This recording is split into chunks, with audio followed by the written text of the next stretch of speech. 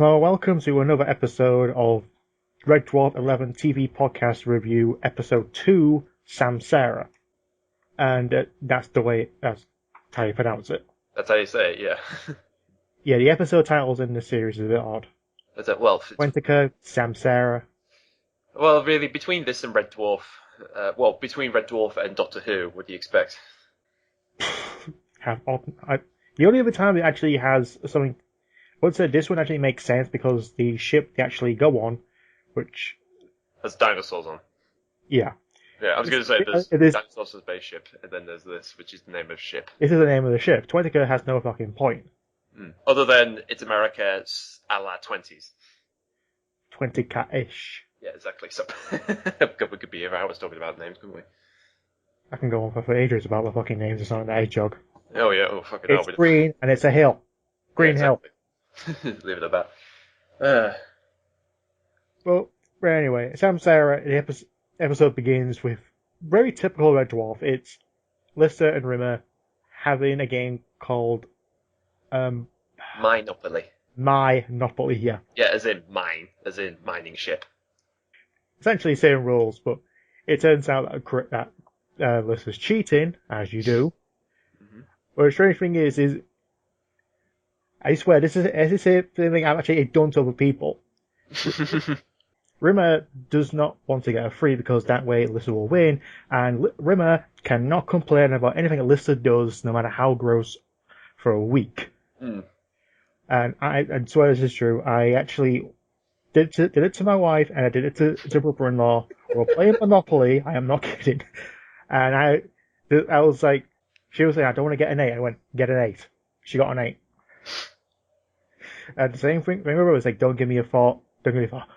But before the dice hit the fucking board, 4. Yeah. 4. And it turned around and said, damn it, Daniel! I wish that was like the funniest Monopoly game I ever played. Alright, so that's basically, this wasn't just a comedy skit, this was real life being played out. It was real life. I willed the dice to actually be an 8 and a 4. Yeah. But that's what Lister did. Yeah. He willed it to be a 3, and the thing is, Rimmer rolled a 3 6 times. 6 times. I was like, okay, you do it. Yeah, it's basically, you do it, doesn't count. You got a 7. Swap tables. It's like, okay, maybe it's on a different seat. Maybe there's something going on here. Yeah. Still rolls a 3. Yeah. Yeah. I'll be interested to know, actually, if how many times they have to do shots of the dice hitting 3, because, again, I'm saying this because, in the Gunman Apocalypse with the 2 bullets fall to the ground. Yeah. Obviously, when they filmed that, they did so many takes that the bullets never hitting the cue. So I wouldn't be too surprised if there was a few attempts to get the dice working, but could be wrong. Could be loaded dice. Exactly. Exactly. Because Rimmer did the old typical, I don't want to lose fashion, and if one die rolls off the table and hits the floor, doesn't count, re-roll, doesn't count. Yeah, it's the, we're doing this until I say so.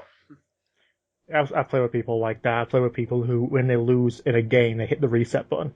Exactly. It's just, you fucking lost to me, get with it. Yeah. I have to say, funny enough, the episode, that's like the first joke of the episode, but the way it opens up is very, again, this reminds me similar of like the beginning. You have this sort of cold opening of, which at first when I watched it, it's like, it reminded me of Predator actually, of the ship heading towards the planet and then a little thing bursting off. But again, I will say, it was very atmospheric, I think, for those first few shots, because it's not something you see, it's something I would expect in Series 7, not in these later series, but I'm surprised they've done it. I think Series 2 and even Series 3 had it as well with Polymorph. Yeah, you're right. Having something that, here's the setup for the episode. You're not quite sure what it is, and really that's kind of the whole point of the episode, is we give you something, you're not sure what it is, but the episode explains it as it goes along. Yeah. Apparently, Crichton and Cat, which they've been more and more get more dual scenes now. Especially like Series 10 did one as well. Yeah, exactly. There was in the beginning we had the Cat and Rimmer bit, which is, again, it's something when you think about it, it's like, yeah, they haven't really had a lot of scenes together that much. No. And they're talking about all the ship called the SAMSARA with the escape pod. Yeah. A few obvious Cat jokes. Explains something, doesn't get it. Yeah. Well, actually, it's the best line. There's one thing I don't get. Well, there's a lot of things I generally don't get. uh, I think all the ones better thing. There's one thing I just don't get. What's that? yeah, Everything. yeah. I'm just saying that's typically the cat, admitting that, yeah, I'm kind of stupid. I'm sorry if I'm coughing. I don't know what's wrong. I really No, don't. it's the karma device on his end. Yeah. We'll get to that in a minute. But yeah, what a few things you mentioned. This is now the first time we got to see the look of the bunk room and the science room on TV. Yeah, Punk Room doesn't seem that much different from Series 10. The Yeah, science room, it looks like the same medical room, but a bit more spruced up. yeah, exactly. I mean, when I saw it there, that was arguably the biggest set they had because, put it this way, when Rimmer and Lister come in through the other door, that actually the corridor they go through that actually leads into the bunk room. So when they did that, they had to cover up the doorway to the bunk room to make that scene work. Yeah, I remember in Series 10, some of the walls actually were on trolleys. Yeah, I just exactly. rearranged them to make it look like a different corridor. Exactly. I mean, they did the same thing in this series. Like, they did a couple of shots of them walking up and down a corridor to say, this is meant to be the shot of us doing something before we get to the scene we're meant to be doing. Yeah. But they bring on the escape pod with two survivors, which is just piles of dust. Yeah, which, again, I have to admit, when Rumor comes in, I felt like that was kind of a sort of, again, it's kind of the, here they are, and obviously the bunch of dead skeletons there. Yeah, it's like a Series 1 and Series 2 nod. Series 2, yeah, clearly, I'm dead, I'm not really here. That's me, that pile of albino mouse droppings. Yeah, exactly. It's like, is anybody going to say hello? I think the blonde one's giving you the eye. Yeah, just that. Yeah, but again, the basic episode is essentially they find an escape pod from a ship that's crash landed on the Ocean Moon, and they try to figure out what the hell happened. And one thing I'm going to go into a bit later on is how the story is told, because we get a sort of weird intercut of flashbacks and present day stuff from the crew's point of view and the people on the ship. Yeah. And it's kind of odd, but again, it's like we don't know these characters, they're obviously not here. And we're just it's a build up. Hmm. And they go onto the ship and it's like split off into teams, like you got Cat and Lister and you got Creighton and Rimmer, which is the typical split up team. Yeah, it's It's typical. always that. Yeah. And it builds up to like certain situations, like the cat nicks money from a charity jar, which is not the first time he's done that, No. and plays a gambling machine, and he wins. A one-armed bandit as well. Yeah, that's like what the second time he's referenced it. Yeah, yeah. Actually, funny enough, I noticed this. When they're about to when he's about to put the money in, I actually noticed the shadow of the microphone hanging on the ceiling. I noticed the shadow of that in one of the shots. I need to rewatch that. All right, then. I'm just saying that if you look back at when they find the one-armed bandit machine, he's about to do the whole thing. You'll see the microphone shadow cast on one of the walls. Again, I think probably I would see it because I'm a keen eye viewer. Yeah. I just jumped ahead because you actually walk into an area and full of skeletons and in compromising positions. Yes, basically, alright, when I was watching this episode, I will say that, I was worried about, so far okay, one or two okay-ish jokes, nothing yet, but as soon as I saw skeleton blowjob, I thought, yes, this is what Red Dwarf is. This is what we need. I know it's what you expect from a Game Grumps episode, but it's something that Aaron or Danny will actually do, the blowjob skeletons. I'm just saying, it's the fact that it starts off with one shot of them, and it felt like, oh, that's funny, but then it continues on, it's just a whole row of them on the floor. It's just... I mean, that was generally like the first genuine laugh I got from the episode, and I just thought, good, at least we're back on generally funny gags again. Yeah. And... Yeah, is a reason why though. There's a reason why. There's a reason why they're all like that, and why some people have knives in it, and going to computer like completely garbled mess, like what the hell's going on, and to just demonstrate. Okay, I think I know figured out how. Yeah. Creighton strangles Lister, and he's typing on the keyboard trying. It's the fact that he has permission for it, and Rimmer says granted. Yeah. It's always the same. Remember, always like anything to actually discourage and humiliate or hurt Lister. Or suffer. Yep, do it. Especially like in Justice, where it's like Yeah, set fire to the sheets. Try and do that. Yeah, he's just basically saying this is going to make him pay. Pretty much. Yeah. Then later they split off into teams. Hmm. Crichton and Rimmer go find something called a Karma Drive, Yeah. and due to the actions of Cat and Lister, they get trapped in a room with a skeleton and a one-man bandit Exactly. Yeah. and a bunch of glow sticks. Yes, that's something. Yeah. Again, it's funny you brought up Justice because again, this is sort of in the same because again, Crichton just mentioned this is in a similar vein as the Justice Machine, as in it sort of balances out. For every good deed and bad deed you do, the sort of you get sort of the appropriate, response. Yeah, like if you do a good job, you get rewarded with tasty food and a nice warm shower. Yeah, exactly. Which again leads into the whole subplot of the episode. Yeah, the actual lead up backstory. Yeah, exactly. What happened to the two people on these skateboards and how did they ended up in the first place? And what we essentially, and it's funny because one thing I want to bring out is, now I actually am. I don't know about you, but I've listened to all the Red Dwarf novels that have been done, and if you ever read any of them or listened to them on audiobooks, I mean, they sort of take the same ideas, they take a lot of the same jokes and set up some episodes, and they sort of elaborate on things a bit more like. Yeah, I know. Better Than Life was an expansion because Better Than Life. Yeah, Better Than Life is kind of it takes episodes. For instance, it starts off with Better Than Life, the video game stuff, but then it goes into a much bigger, more grander thing.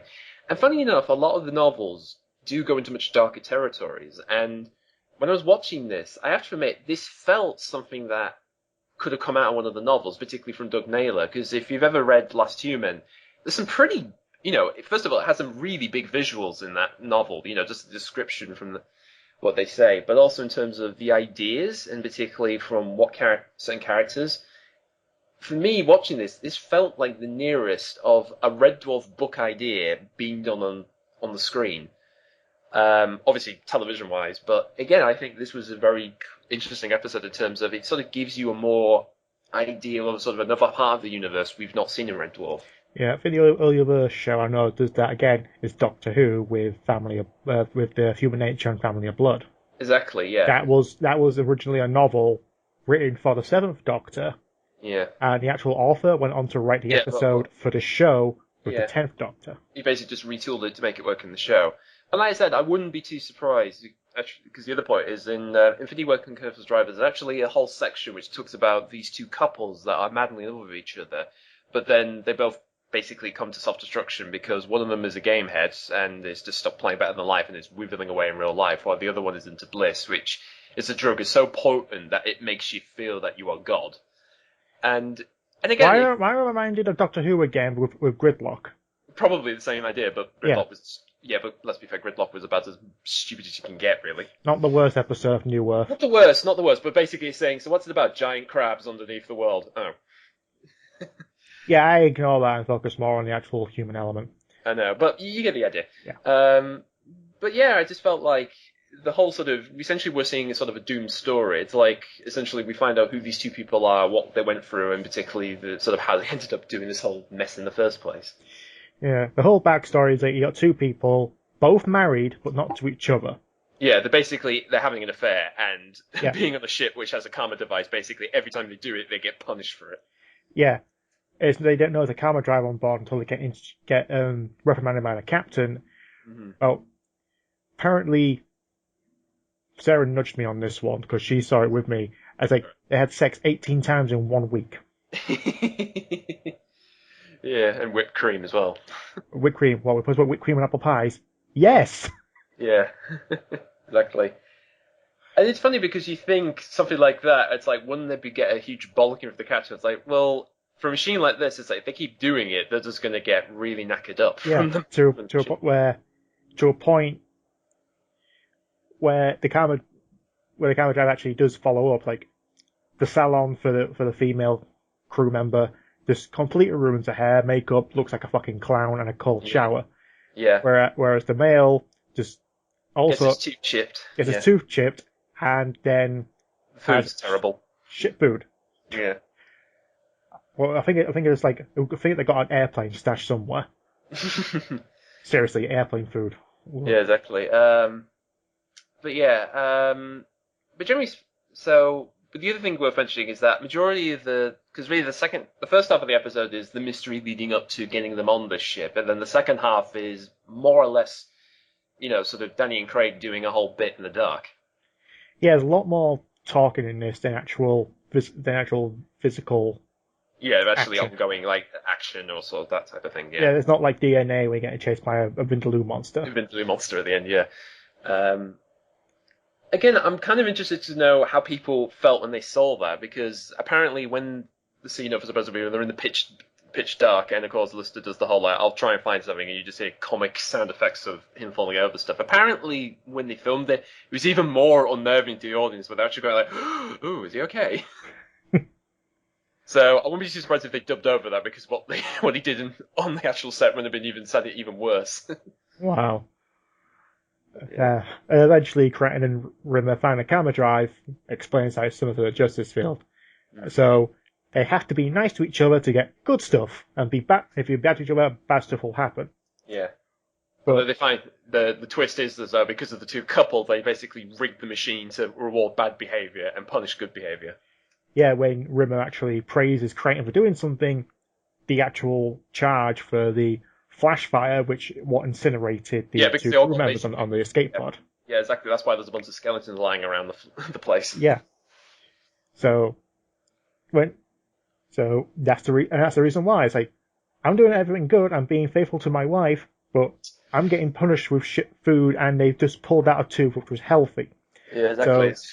So hey, you're getting punished as well. Yeah, well, suck it then. Yeah. Yeah.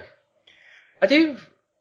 Again, the thing about this is, like, compared to Twentico, whereas that, like I said before, in that episode, you felt like a lot of the big gags were hold for the sort of guest characters in that episode, whereas this one is mainly the crew and the psych and the guest characters are just there to serve the story. They got Yeah, one or yeah, two funny it was bits. more environment and prop gags than it were actual. Exactly. Yeah, the biggest gag so far, like maybe always makes me laugh, is just excuse me, is the Monopoly. Yeah, again, the Monopoly gag, yeah. Yeah. Um, Eventually we work out, okay, so Cat stole money from the charity jar, which rewarded him by letting him win the jackpot. Yeah, so When List, yeah, Lister puts the money back in the jar, gets a drip down his neck, thinking something's dripping, and then immediately gets his dreadlocks caught in a food machine. yeah, when Cat saves him, he gets a knife through his Yeah. foot. When I saw that, I didn't actually know that would happen because I thought the thing popping out was a bit of Lister's hair. I was like, oh my god, that was oh fuck, that's a knife in his shoe. Yeah, and then when Lister fixes him, the electric goes out and he gets stuck in the room, Exactly. and he gets to spend quality time with Cat. Yeah, which is basically just a whole routine of them going backwards and forwards of Cat spewing out, oh, did you know who Eddie Gravy is? Like, no, that's wrong. And Yeah, I don't know. I think if anything, that's probably it's odd because we've not really seen. I'm trying to think throughout the show. There hasn't been too many stuff with Lister and the cat stuff, and obviously with there is quite a bit, but not to an extent where they're more buddy. Like yeah, the best joke I can think of is which episode was it? They were talking about Wilma Flintstone. yeah, in the beginning of Backwards, yeah, where they're Yeah, just sitting around fantasizing about who they want to do it yeah. with. We can make Wilma sexy. Yeah, Yeah, yeah. I didn't get to stay too long, but every time I see a Charlotte body, it just drives me crazy. Am I insane? But all honesty, I think Wilma Flintstone is the most desirable woman who ever lived. yeah, They all have a good jokes together, but not to a yeah, point where they. But it's like when it's stuck together, it's just insane. yeah. Especially It's in Whitehall as well. It's just like Cat is just unbearable. Yeah, it's yeah basically unbearable. yeah. Again, actually, one of the stories behind this episode was originally it was called Liftoff, and apparently it literally was just going to be the two stuck in a lift for the entirety of the episode. And then when they came to doing it nearer to start filming, they said, nah, actually, because we've used so much money on Twentico, it's like, well, we got enough to do maybe another set, but we got to give it more. There's got to be more going on it. So I won't be. So some people are wondering whether the whole subplot of what happened on the Samsara ship was an afterthought before this basic episode of just have two of them stuck in a room.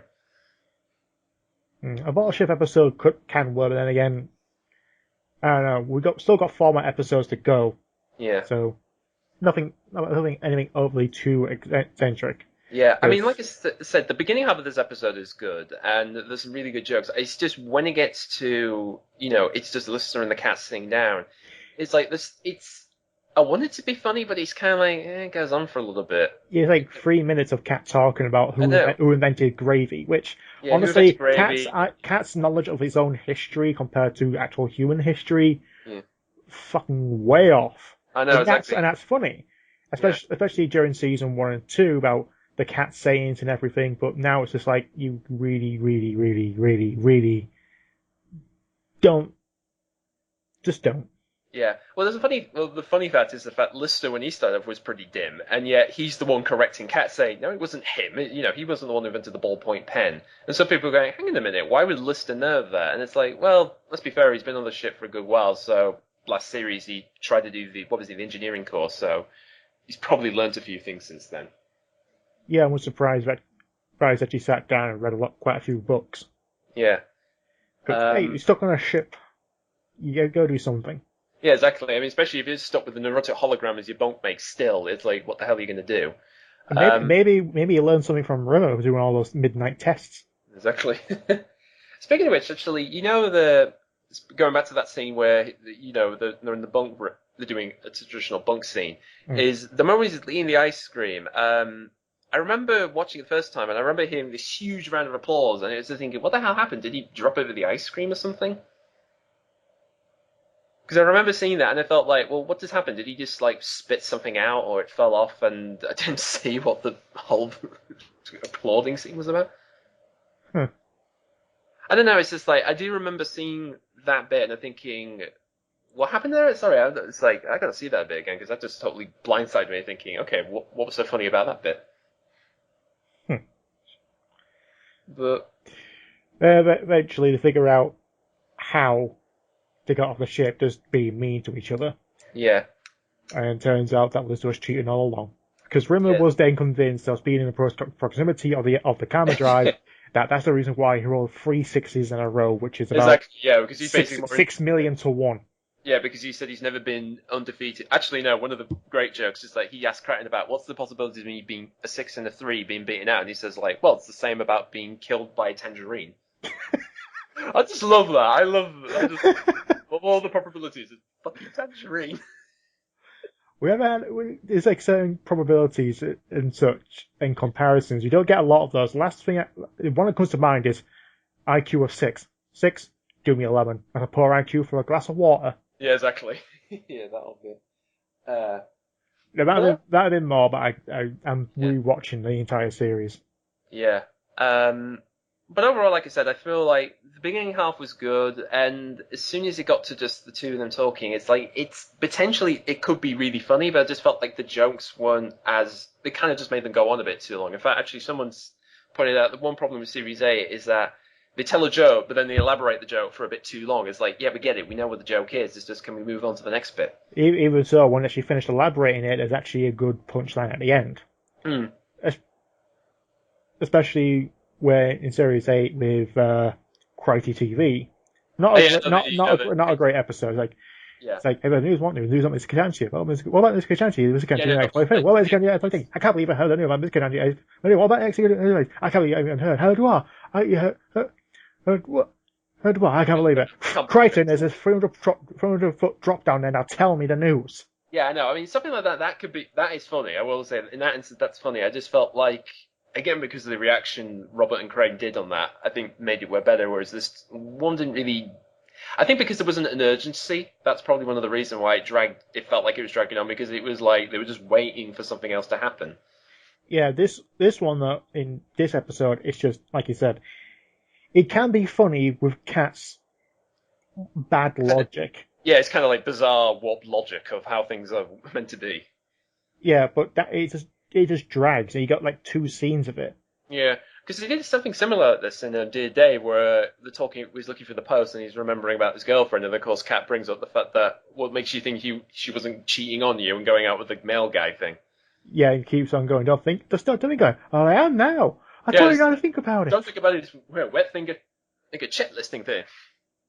That old business. Yeah, that was funnier than this though. Yeah, that is. And then again, that episode's not particularly brilliant, but hey ho.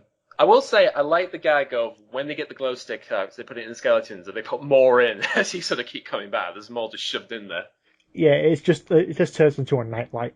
Exactly. It's just like a horrific nightlight. Yeah. But overall, yeah. Yeah. Yep. Speaking. Oh, actually, sorry. You've got to end the end of the episode. It turns out that they escaped, which rewarded them because that would be a bad thing to abandon their ship. Yeah, they find out that. But when they tried to warn anyone near them, Yeah. the Karma Drive killed them off. Yeah, it's basically that they tried to do an act of good, therefore they got punished for it.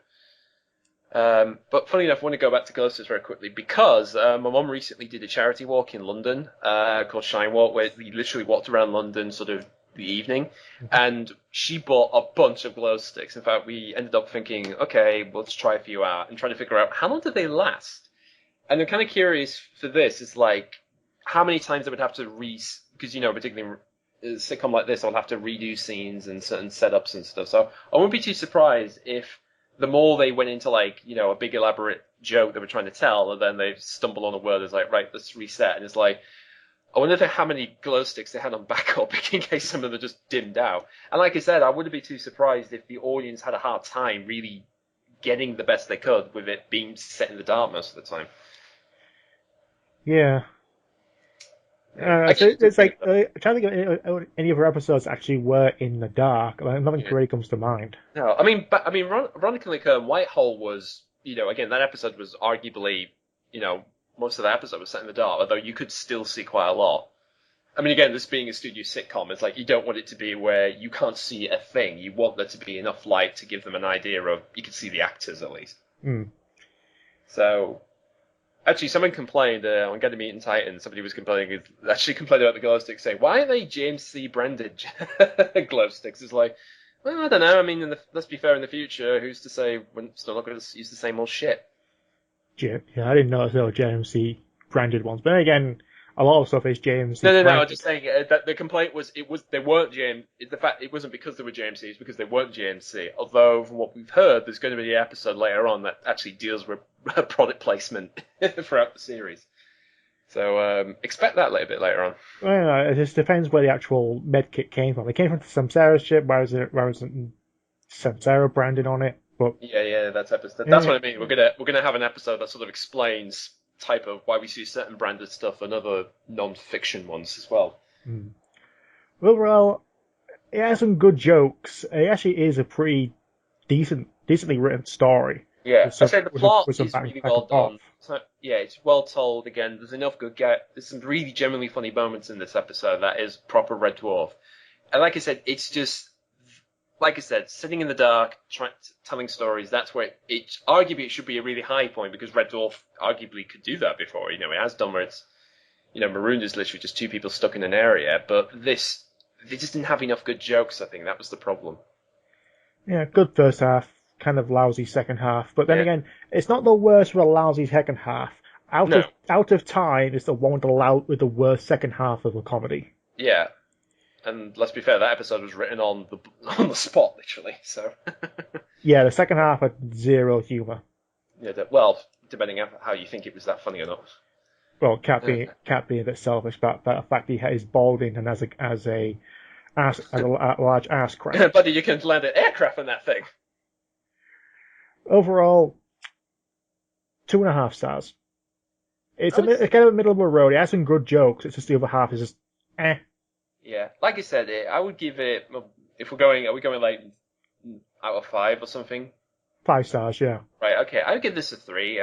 Really, because again, like I said, it's still good enough. There's some good gags. Second half is a bit lackluster, and I do think the end joke. There should have been a much funnier payoff at the very end. I think. I mean, just finding the fact, you nicked the cards, is like, it should have been much more fun. I do think that payoff is a lot more funnier than the previous one. Alright. Yeah, let me retract mine. I put mine back to a 3. Yeah. Again, it's not a great episode. It's better than some jokes are better than the last episode, although nothing will top the nipples. Nothing will top the nipples.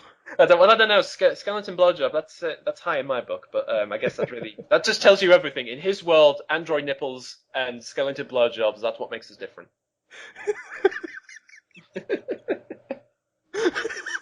Yeah. Anyway, we'll be back next week with the next episode, Give and Take. Give and take when we get to do it. Yeah. I just ruined that, and I just ruined that punchline. Thank you. Yeah, thank you.